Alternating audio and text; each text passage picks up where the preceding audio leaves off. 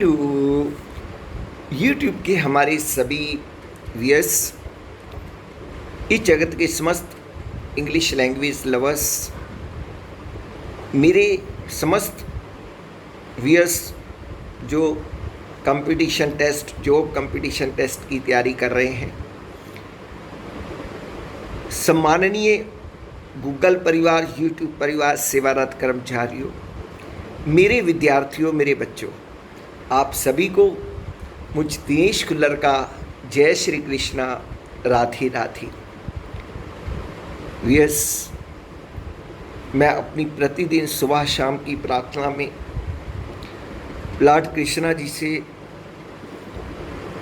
एक ही दुआ करता हूँ कि मेरा भारत बहुत महान बने, बहुत ऊंचा उठे और हर जगह सम्मान पाए। लेकिन व्यूअर्स, हमारे भारत को बहुत ऊंचाई तक लेके जाने के लिए भावी पीढ़ी का बहुत योगदान होता है व्यूअर्स। इसलिए जो यंग जनरेशन है, जो कंपटीशन की तैयारियां कर रहे हैं, उनसे मेरा निवेदन कि वो लगन से पढ़ें और अपने देश का, अपने परिवार का और अपना नाम ऊंचा करें व्यूअर्स।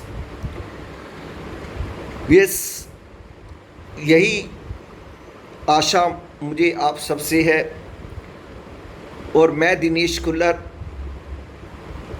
अपने YouTube channel true life songs में अपनी स्पोकन इंग्लिश क्लास देकर आप जी को उन्नति के मार्ग पर लेकर जाना चाहता हूँ। तो व्यूअर्स, चलते हैं आज की कक्षा को आरंभ करने के लिए। व्यूअर्स, मैं वकैब, सिनोनिम, इंटोनिम से रिलेटेड पहली आइटम जो लाता हूँ उसमें 2 शब्द डेली लेकर आता हूँ। और व्यूअर्स, ये शब्द बहुत यूनिक हैं, बहुत प्रयोग में आते हैं और कई बार तो ये कंपटीशन टेस्ट में पूछे भी जा चुके हैं व्यूअर्स। इन शब्दों का ठीक से ज्ञान होना हमारे लिए बहुत ज़रूरी है व्यूअर्स, और आम बोलचाल की भाषा में भी हम इस चीज़ को बोलते हैं व्यूअर्स। तो व्यूअर्स, ये जो मेरी कक्षा है स्पोकन इंग्लिश में भी मदद करेगी और जो कंपटीशन टेस्ट की तैयारी कर रहे हैं बच्चे, उनकी भी मदद करेगी। और मेरे जो छोटे छोटे बच्चे क्लासेस में पढ़ रहे हैं, स्कूल कॉलेज में पढ़ रहे हैं, तो उनकी सब्जेक्ट में भी इंग्लिश के मदद करेगी व्यूअर्स। इसलिए आप सभी से निवेदन कि अच्छे से अटेंड कीजिए इसको। तो जी व्यूअर्स, आज की वकैब, सिनोनिम, इंटोनिम पहली आइटम जो है उसमें फर्स्ट वर्ड है इंटरवेंशन। INTERVENTION, intervention. व्यूअर्स, ये एक नाउन है जिसका मतलब है हस्तक्षेप। व्यूअर्स, इसका एक सेंटेंस में प्रयोग देखते हैं, जैसे कहते हैं the government was reported to be considering military intervention. अब देखो, एक सेंटेंस में हमने इसका प्रयोग देखा, अब सिनोनिम्स इसके क्या क्या बन सकते हैं व्यूअर्स। सिनोनिम्स में व्यूअर्स इसमें है involvement, INVOLVEMENT, intercession, INTERCESSION, mediation, MEDIATION, interference, INTERFERENCE, intrusion, INTRUSION। प्यारे बच्चों, इसके एंटोनिम्स बनेंगे नॉन एंगेजमेंट, NON, फिर ENGAGEMENT, या फिर हम कह सकते हैं नॉन इन्वॉल्वमेंट, NON, फिर INVOLVEMENT, या फिर कह सकते हैं नॉन पार्टिसिपेशन, NONPARTICIPATION। तो व्यस ये थे इसके सिनोनिम इंटोनिम्स, वाक्य रचना में इसका प्रयोग, इसका अर्थ और इसकी प्रोनाउंसिएशन, इसका नाउन, इसका कैटेगरी। तो व्यस मैंने ये सारी आपको एक्सप्लेन कर दी। अब सेकंड वर्ड पे चलते हैं। वो वर्ड है क्रिप्पल, CRIPPLE, क्रिप्पल। व्यस क्रिप्पल ये एक वर्ब है, इसका मतलब होता है अपंग, यानी डिसेबल कोई व्यक्ति हो, अपंग हो जाए। जैसे कि हम कहते हैं a young student was crippled for life. अब इसकी सिनोनिम्स क्या हो गए व्यस? सिनोनिम्स में हम डिसेबल कह सकते हैं, DISABLE, या पैरालाइज कह सकते हैं, PARALYSE, या फिर लेम कह सकते हैं, LAME, या फिर हम मेम कह सकते हैं, MAIM, या फिर इम्पेयर कह सकते हैं, IMPAIR। व्यस ये थे इसके सिनोनिम्स। और एंटोनिम्स में हम कह सकते हैं able bodied, able ABLE, able BODIED, bodied, यानी जिसकी बॉडी बिल्कुल एबल है, बिल्कुल ठीक है। व्यस ये थे वोकैब सिनोनिम इंटोनिम से रिलेटेड मेरी पहली आइटम। आशा करता हूँ आपको ठीक से समझ आ गई होगी व्यस। तो चलते हैं आज की कक्षा की दूसरी आइटम के पर। और दूसरी आइटम वो है हमारी वन वर्ड सब्स्टिट्यूट की। जैसे व्यस आपको मालूम है कि एक लंबे सेंटेंस के लिए हम एक शब्द यूज़ करते हैं, तो उनको हम जो है वन वर्ड सब्स्टिट्यूट की श्रेणी में रखते हैं। जैसे आज का पहला सेंटेंस है too much, TOO, too much official formality, too much official formality, यानी बहुत अधिक दफ्तरी औपचारिकताएं। इसको बोला जाता है व्यस red tapism, red tapism, TAPISM, red tapism कह लो, TAPISM, रेड टेपिज्म। तो व्यस इसका मतलब है लाल फीता शाही। इसका क्या मतलब होता है व्यस?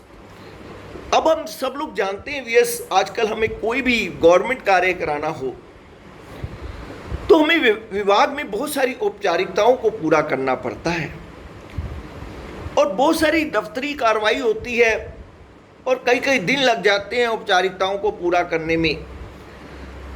इसी को रेड टेपिज्म बोला जाता है, TAPISM। तो व्यस अगला सेंटेंस है a thing written in the letter after it has been signed, a thing written in the letter after it has been signed, यानी कोई ऐसी लिखावट या कोई ऐसी बात पेपर पे आप लिख रहे हैं जिस पे पहले से ही साइन लगा रखे हुए हैं। जनरली क्या होता है व्यस कि पहले लिखा जाता है और उसके बाद उसको पढ़ने के बाद वो व्यक्ति जो है साइन करता है नीचे। लेकिन कई बार कुछ इलीगल काम करने वाले लोग ऐसे ऐसे कार्य कर लेते हैं, जो अनपढ़ लोग होते हैं उनको पता नहीं होता और वो उनसे साइन करवा लेते हैं और बाद में उसकी स्टेटमेंट लिख देते हैं गलत मालत। तो व्यस ऐसे लोगों से बचना चाहिए, इस प्रकार के कार्य नहीं करने चाहिए, ठीक है। तो a thing written in the letter after it has been signed, इसको कहते हैं postscript, postscript, POSTSCRIPT। फिर से स्पेलिंग सुनिए, POSTSCRIPT, यानी बाद की लिखावट, यानी जो बाद में स्टेटमेंट लिखी गई और साइन पहले करा लिए गए। तो व्यस ये थे हमारे वन वर्ड सब्स्टिट्यूट। अब आते हैं हम अपनी कक्षा की तीसरी आइटम की ओर, और वो है daily use sentence. Viewers daily use sentence में जो पहला सेंटेंस है वो है मेरी चिंता का कारण तुम हो। मेरी चिंता का कारण तुम हो। The reason of my concern is you. The reason of my concern is you. या फिर वियर्स आप ऐसे कह सकते हो you are the reason of my worry. You are the reason of my worry. तो वियर्स कई बार ऐसे शब्दों का प्रयोग जनरली पेरेंट्स भी कर देते हैं, क्योंकि बच्चों के बारे में वो बहुत चिंतित रहते हैं, उनके भविष्य के बारे में चिंतित बहुत रहते हैं, बच्चों की अच्छे से सेटलमेंट हो जाए, तो इसके लिए वो बहुत चिंतित रहते हैं। तो कई बार वो बातचीत के दौरान अपने बच्चे को ही बोल देते हैं the reason of my concern is you, या फिर ऐसे बोलेंगे you are the reason of my worry. वियस अगला सेंटेंस है इतना मत सोचो जाने दो। इतना मत सोचो जाने दो। Don't think this much let it be. Don't think it this much let it be. तो वियस कई बार हम ऐसे व्यक्ति के लिए ऐसी बात बोलते हैं जो हर समय सोच में रहता है, या फिर कोई पर्टिकुलर चीज़ को लेकर बैठा हुआ है, सोची जा रहा है, तो हम उसे कहते हैं यार क्यों सोच रहे हो आप इतना इसके बारे में। ठीक है, अपनी सेहत खराब कर बैठोगे, आप ज़्यादा मत सोचो इस बारे में, जाने दो यार। तो don't think this much let it be. Next sentence है आपको मैं कैसे समझाऊं। आपको मैं कैसे समझाऊं। How do I make you understand. How do I make you understand. तो वियर्स कई बार हम लोग किसी को कोई बात समझाने में हमें बहुत परेशानी आती है, क्योंकि वो बंदा बात समझता ही नहीं है, या फिर कोई बात ऐसी होती है वियर्स कि उसको बताई नहीं जा सकती, तो बंदा उसको ऐसा बोल देता है how do I make you understand. तो वियर्स अगला सेंटेंस है उठ जाइए 7 बज गए हैं। उठ जाइए 7 बज गए हैं। तो वियर्स प्रतिदिन मेरे प्यारे बच्चों आपकी मॉम भी ऐसा कह देती होगी, बच्चे सोए रहते हैं, मस्त रहते हैं, और फिर मॉम जगाती है please get up it's 7 o'clock। Please get up it's 7 o'clock। तो वियर्स आज का अंतिम सेंटेंस है आप वास्तव में एक विनम्र व्यक्ति हैं। आप वास्तव में एक विनम्र व्यक्ति हैं। Sorry. You are indeed a generous person. You are indeed a generous, generous, generous person. तो वियर्स बिल्कुल हमें जीवन के अंदर विनम्र बनकर रहना है वियर्स। हमेशा एक बात याद रखिए वियर्स, जीवन में कितना भी ऊंचा उठ जाओ, जीवन की किसी भी ऊंचाई पे पहुंच जाओ वियर्स, हमेशा विनम्रता को गांठ बांधकर अपने पास रखिए वियर्स। उसको कभी मत छोड़िए वियर्स। देखिए वियर्स एक फलदार जो वृक्ष होता है वही झुकता है वियर्स, वही विनम्र रहता है वियर्स, और वो कभी टूटता भी नहीं इतनी आसानी से। और जो अकड़ू होते हैं वियर्स, जब तेज तूफान आते हैं वो वृक्ष टूटकर जड़ से अलग होकर भी गिर जाते हैं वियर्स। इसलिए मेरे प्यारे बच्चों विनम्रता बहुत बड़ी चीज़ होती है। हमें सबके साथ विनम्र रहना चाहिए वियर्स।